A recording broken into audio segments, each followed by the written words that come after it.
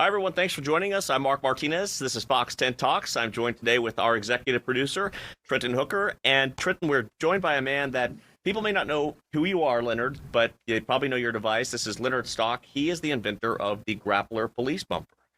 Leonard, how did this idea come to you, first of all? It was after watching a police pursuit show and just watching some of the smash-up endings of those pursuits.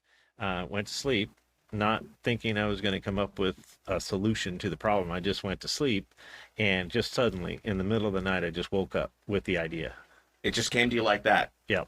Leonard, I was going to ask, so with your family at home, did you kind of float this idea to them? Like, I don't know if you're married, but hey, honey, I had an idea in the night. Like, you wouldn't believe what I dreamed of. Yeah, I can't remember what my wife's response was, but we decided to put a couple of, I rigged something up on my pickup truck, and I said, hey, honey, we're going to go out to the desert, and we're going to test something with your Suburban. With your Suburban. Yeah. So I can't remember what her reaction was at first, but it was, I've had full support from my wife from the beginning. Now, for people who don't know how this works, the grappler's really been in the news the past month or so with some really successful captures. Let's take a look at one of them if we can. This one, Leonard, was in Las Vegas. This was just last month, and this was an aerial shot. Take a look at this, and you see the vehicle there that is grappled by that SUV that's unmarked, obviously. So that car didn't even know it was probably behind them. Right. That's what we would call a preemptive grapple. So there's a suspect. This was a carjacking suspect, I believe. And so they undercover units snuck up behind him, deployed the grappler, and grabbed him before they even knew what was happening. And in this one, that was kind of different because they grabbed the passenger side tire. Normally, we see them grab the driver's side tire. Any reason in particular why they would have done that in this case? Probably because if they would have been offset to the driver's side, they were going to be close to the shoulder. That's a guess. Total guess, though. But that would be one reason to go with the passenger side. Wow. And successful stop. Now, there's another one here. This one is pretty wild. This is also within the past month, I believe, in Michigan. Take a look at this, you guys. So, Leonard, here comes the grapple. This was from Livonia, Michigan Police Department, but they were using this to help the highway patrol.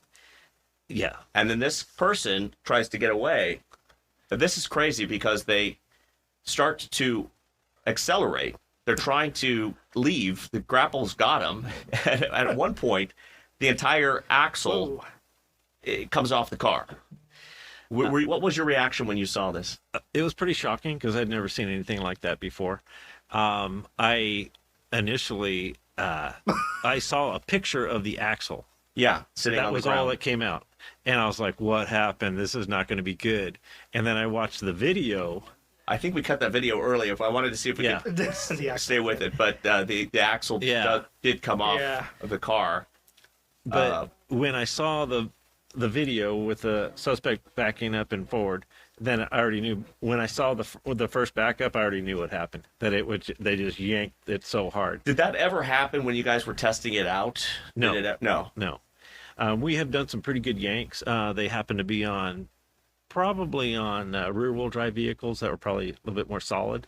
But there's the axle. It came right off. But yeah, that was that right there is what went viral. Yeah, and we are just getting hammered with emails from agencies asking about the product, asking for quotes. Every time you get a video like this that does go viral, are you guys just inundated? Yes. From departments and other law enforcement? Yeah, for several weeks, it's just nonstop. We're just nonstop returning emails, phone calls, and getting quotes out.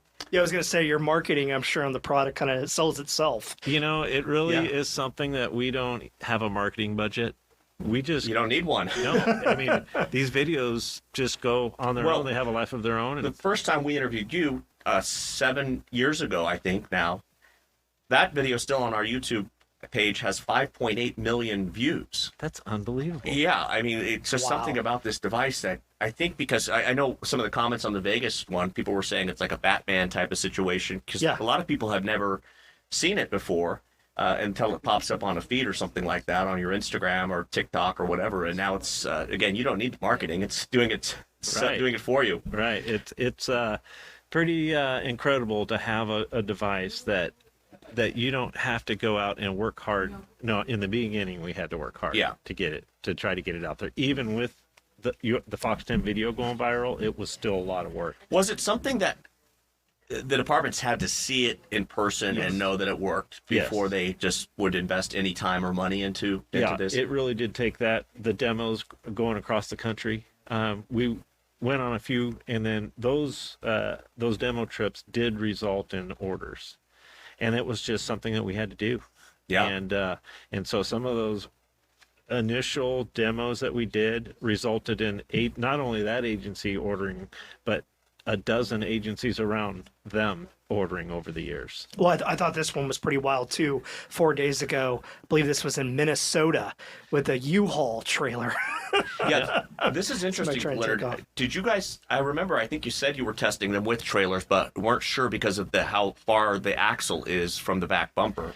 Yeah. So with our training, we would recommend using caution and maybe not doing a trailer. But that's really mostly for the speed. Like if someone's traveling down the interstate with high speed with all that weight, it's going to be hard to get that vehicle stopped. So also how far the axle is forward really determines if the net can even get to the tire. Under this circumstance, it was a slower speed. The wheel was back there toward the back of the trailer, and it was just flawless. Everything was perfect. How many departments or how many grapplers do you know are out there right now? We're right around 1,200 grapplers out the door. And do you know how many successful grapples to date? At least 1,500. Wow. A little bit more than that. So more successful grapples than you actually have grapplers out there because these can be reused over and over. That's what somebody was asking about. You see the yellow nylon rope there, basically. Those could be taken, once they're used, you can replace it really quickly and get that vehicle back on the road. Yeah, within minutes. Well, within minutes. I was going to ask you too, with what was the process before with safely stopping a vehicle? Is it what we kind of all imagine, where it's the officers going pit maneuver, or they have the spike strips that they would throw out to try to get ahead of the vehicle? Yeah. But I can imagine the risk in that is still the same. I don't think there's really been anything new for technology since the grappler came out.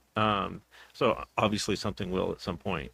But yeah, it's still stop sticks or pit maneuver, which are inherently dangerous. I mean, it's always dangerous when you're pursuing someone, but we have heard of officers being killed or injured putting down spike strips, and then other people in a pit maneuver, innocent people could be caught up in all of that. So is that why this has become so popular, because it is a much more controlled situation if you're going to be doing this? It is. And so with a pit maneuver, you've seen many where you saw a pit maneuver and the vehicle kept going.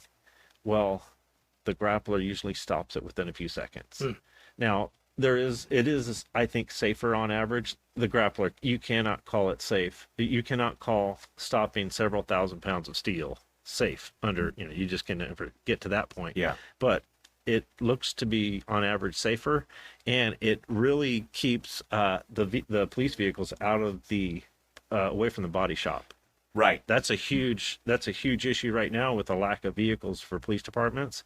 They do a pit maneuver, even if it's done correctly, they can have damage and it goes into the body shop. And even the DPS SUVs that are now, I think a lot of them are coming with the grappler on them. Yes. They have bars around the front to protect the body of the SUV. So if they do even have to use it and bump a vehicle, it's not going to mess up their SUVs. Yep, they have the pit bars as well. And Mark, if we could, I did want to see that first report you did. Oh yeah, let's from 2016. go back to the Wayback Machine. That was a 2016, Leonard, when we first interviewed you. Yes. We went out to the West Valley, and we wanted to see it for ourselves too. We saw the video that your wife, I think, had sent to us, kind of a promotional kind of thing, like, hey, look at this thing that we've come up with. So we went out to see it. I will admit, we were a little skeptical, like everyone probably is when they first see something new. But we watched it. We watched you do it multiple times. I was in one of the vehicles that you put the grappler out and saw it stopped right away, and that's when I thought, wow, you've come up with something, and it really kind of took off after that. And I remember that one video we just saw. That was the first time we actually saw it being used live on the air, with Skyfox following. Yeah. And people didn't know because it's an unmarked vehicle. It was like a silver pickup truck, and it put the grappler out and got the vehicle. And that was the first time we saw it. So, yeah, I don't know if we have that video of the one first report that we did, but that was, I think we're working on getting that because, that was the thing That's what prompted Peoria resident Leonard Stock to come up with a better solution. His invention, the grappler police bumper, works by using a heavy-duty nylon net that can be lowered from the front of the pursuing police vehicle with the touch of a button, snagging the rear tire of the suspect's vehicle and wrapping around the axle. Within a few seconds, the chase comes to a controlled stop without the officer having to force a collision. Once the grappler has a hold of the suspect vehicle, the officer can then release this tether from the police car and back away to a safe distance. And as you can see, this bad guy is not going anywhere.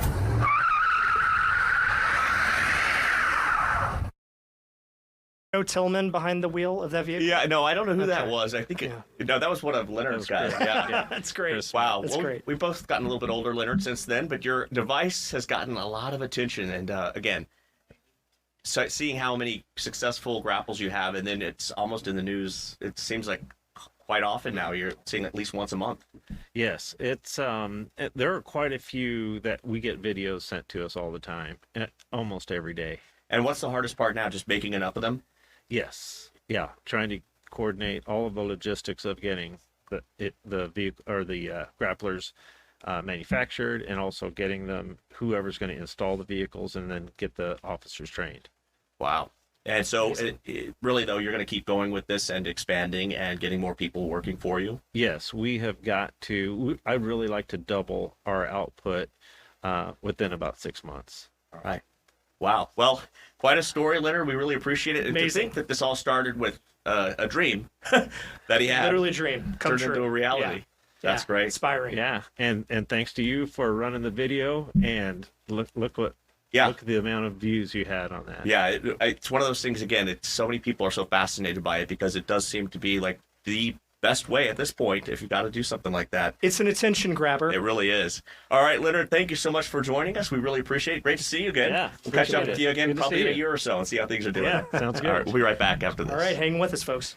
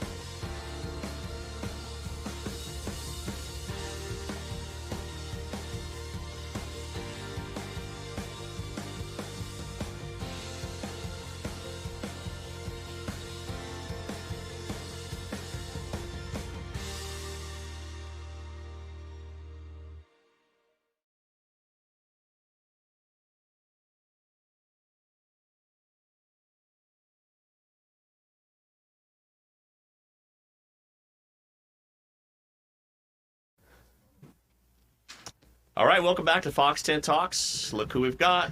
The man, Signs, the one, man. the only. Rich, you've had a busy weekend. Yes. Tell us In about fact, it. you're winded. You just ran in.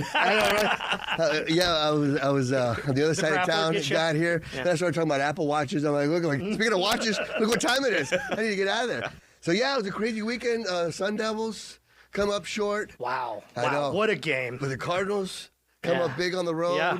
So a lot of good stuff to talk about. That's Yeah. for sure. And we got to talk about you because you got a pretty big honor over the weekend. Well deserved. Yes, well deserved for absolutely. sure. Yeah, So the thanks. Rocky Mountain Emmy Awards had their Silver Circle Right. Awards, right, for veteran journalists Yes. and in the Old. news industry. Yeah, exactly. Seasoned is the word, Mark. Yeah, exactly. I was like, is this because I have silver in my hair? Or is this because I've been in the business, or at least in this market, for over 20 years now? And you have to have 25 years at least in the business. I'm coming up on 30. It's funny because, when you hear these kind of stories, I Mark, know. Mark and I have been here forever, and we started around the same time. You've been here longer than me. I just had my 23rd anniversary Yeah. in June. Wow. And you were right after me, like maybe a I year was or less, 03. I think. I was April of 03 is when I got here. And I tell people I'm like a stray cat that Fox 10 Fed is never going to go away.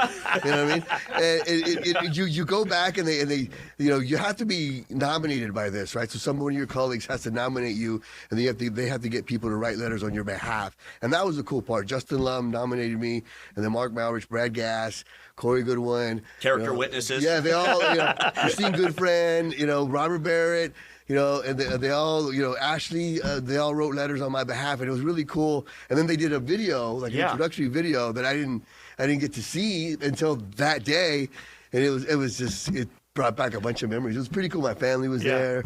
They were all there. It was really a lot of fun. It's amazing. Well, we actually have that video real quick. 'Cause I want to show this. Okay, I got to explain the outfit. Amazingly done.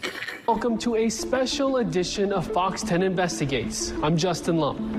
Tonight we dive into the curious case of local sports reporter Richard Saenz, not to be confused with Arizona Diamondbacks, Spanish radio analyst Richard Saenz, or former Houston Oilers player Richard Saenz. James Logan, Joe Bowden, some weird name, Richard Saenz.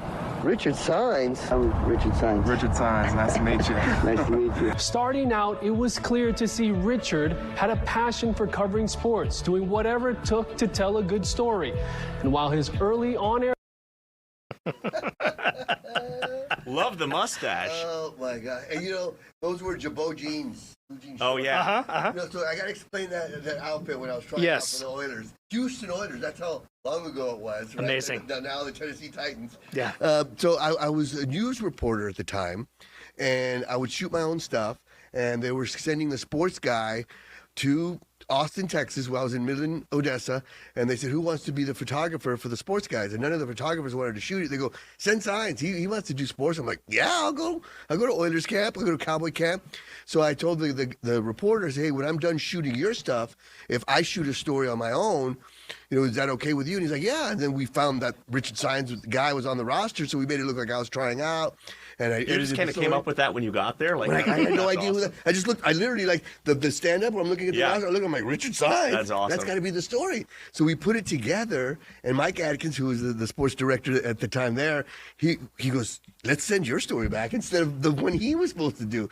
Wow. So it was Isn't really it crazy how it works out like that? Though? Yeah. So when cool. When you're first starting out, you will really do anything to anything. get a story on the air. Yes. You'll work all these crazy hours. Yes, It doesn't yes. matter because you're focused on getting something on the air. Exactly. Yeah. And putting in all these hours, it pays off. That's for Right, sure. I mean, right. I know when we were coming up and like doing that, you would just that's all you cared about, really. Yes, yeah, exactly. I took a pay cut from my Holiday Inn job for my first TV job. You know what I mean? Well, I was making more money in college than I was but hey, I was on the air. yeah, Right. How was it for your family to be there with you on Saturday? Your mom had to be just so proud of you to see you up there. She's 90. She could have drove there if she wanted to. Yeah, she's So I tell people, her license plate is Lala 87, and her nickname is Lala, and she was like, why 87? I go, well, she was 87 when I got the plate for her. I go, so people can know 87-year-old drivers come and get the hell out of the way. So she was there, and it was just so much fun. My whole family was there. My brother, my sister drove in from San Diego. So it's very rare that the whole Saenz clan gets together.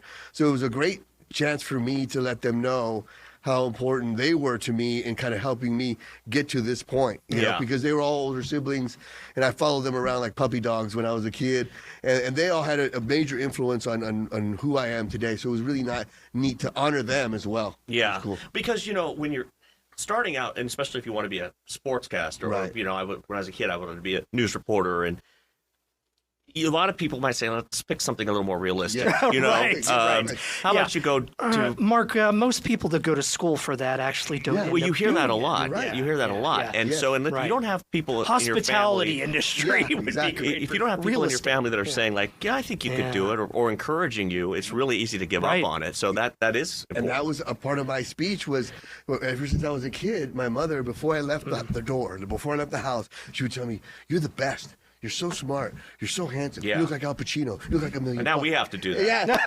And so that's what I said. I go, after years of hearing that, you start to believe that stuff. Yeah. And so, so now you guys got to pump me up because it was so cool. It was never like, like you said, it was never, I don't think you could do that. Like, you're going to do it. Yeah. And my oldest sister, came into my room when I was in 6th grade, and I was playing video games. She was like, "Are you going to graduate from college?" And I'm like, "Yeah, of course, sure."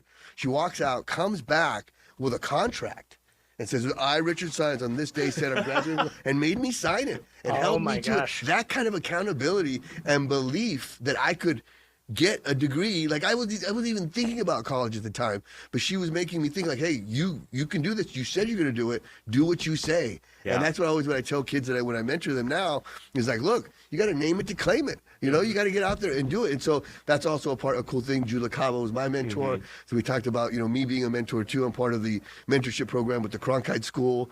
And it was really cool to, because like, hey, if I can do it, anybody can do it. Well, and then look at Blake Neiman we've got, who's just coming out of the Cronkite School. Who's just talking about, when you're just starting out, he's he's doing everything. Seems like he's taking the best lessons of what you should do. Yeah, exactly. He won over the weekend also. Yeah, I told him, look, do what I didn't do. Do the opposite of what I do. A big weekend for the Fox 10 Sports Department. Yeah, it was a lot of fun. It was really, really cool. Man, well, and not to put you on the spot, but just watching that speech that you gave about your mom and the words you had for her and your big emphasis on paying it forward. Exactly.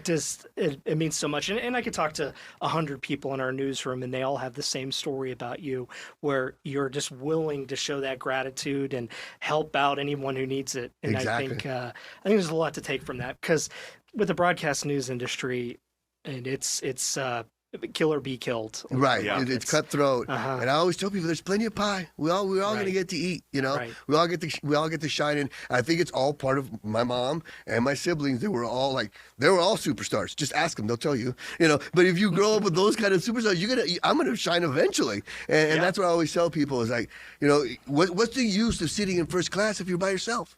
You know what I mean? And so it was a great night for the Sines clan, and then Brad Gass was there, who's been instrumental. Marc Malrich, he's been with me since day one. We were on weekends together from day one, and then we get on weeknights, and people are like, "Man, you guys do great work." I'm like, "We've been doing this on the weekends for 15 years." And Thanks for watching. I was with you on weekends for about 10 years of that, exactly. and it was so much fun. Was Phoenix part of your place that you wanted to end up? Was it a plan? Because talk about a sports town to end up in, and this job that you have, was that on your radar, or did it just kind of come together? No, because I'm from San Antonio, and I was going to go to Midland, Odessa, a little bit West Texas, and I saw it come back. And then I'm like, well, I can cover D1 football in El Paso, so I went a little bit further west, and I'll come back. Then in 1998, when the D-backs became a franchise, the AA affiliate for the D-backs was El Paso Diablos.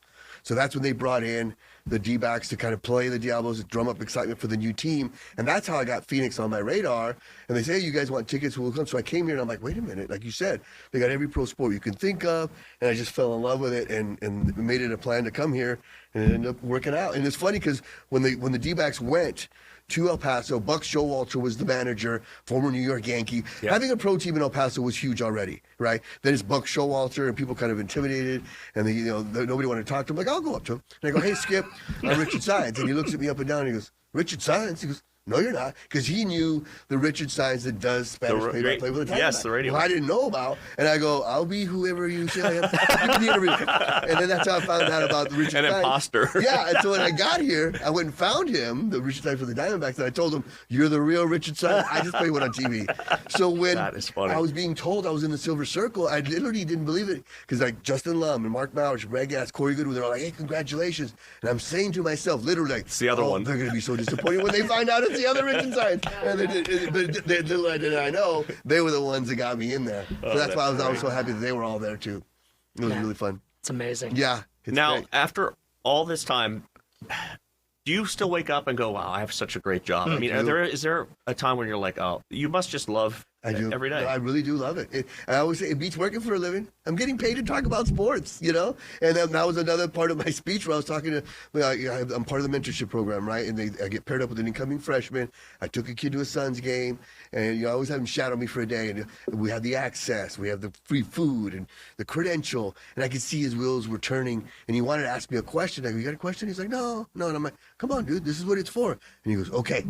He goes, you come to all the games for free? And I go, no, they pay me to come to the game. It's a double whammy. So that's the mentality that I have, because it really is like I've never worked a day in my life. You know, and I got to do some years when we first had the Super Bowl at in Glendale, you know, and I got to go covering it as a sports, I mean, as a reporter, Right. the crowd reaction and things like that. And I was just thinking, this is so cool. Yeah. I'm at a Super Right. Bowl. You know, Exactly. Yeah. and getting paid and working, obviously, but like those experiences are so cool. And that's why probably when people say, what is your favorite story? What's most favorite thing you've done? It's probably hard to It is. decide. There's a couple of them that come to mind. You know, my dad was a big boxing fan, so I became a boxing fan. And when I first got here, I did an interview with Mike Tyson. And he hadn't talked in a while. And I went to, the Central Boxing Gym, and he was there. And we ended up getting the exclusive interview. And that was one of them. And the highlight was, because when I got there, everybody was like, it's like a pit bull that's not on a leash. People were like, does that dog bite? Everybody got like really nervous when he got in there. And I go up to him, and kind of like with Buck Showalter, say, hey, I'm going to treat him like a normal guy. So I go up to, I go, hey, Mike, I'm Richard Signs. And I put my hand out, and he goes, and he went to bite my hand. Mike Tyson did. I in slow motion, I could see the caps in his teeth. He had the Oh, my tattoo. gosh. I said, I'm going to lose my hand right here to Yeah. Mike Tyson. And then and everybody jumped back. He goes, oh, I'm just kidding with you. I'll be with you in a second. And, oh, my God. And then he came and he did the interview, and he was great. So that was one of those. Well, that'll stand out. Yeah. Well, for Richard, sure. we really appreciate you running in to Man. join us today. Yeah. Congratulations. Thanks, guys. Well deserved. Thank And honestly, it couldn't have happened to a nicer guy. We Thank say you. it all the time, but you definitely deserve it. Thank you. Certainly Thank one of you. the favorites in the newsroom. It was a special night. It was really cool. Yeah. Yeah. Good night for Team Fox 10 for sure. Yeah, absolutely. Yeah. And you're always going to be the real Richard Signs. Yeah, The real Yeah. Richard Signs. That's what matters. I love it when you guys lie to me. Thanks for joining us on Fox 10 Talks. We appreciate you being with us.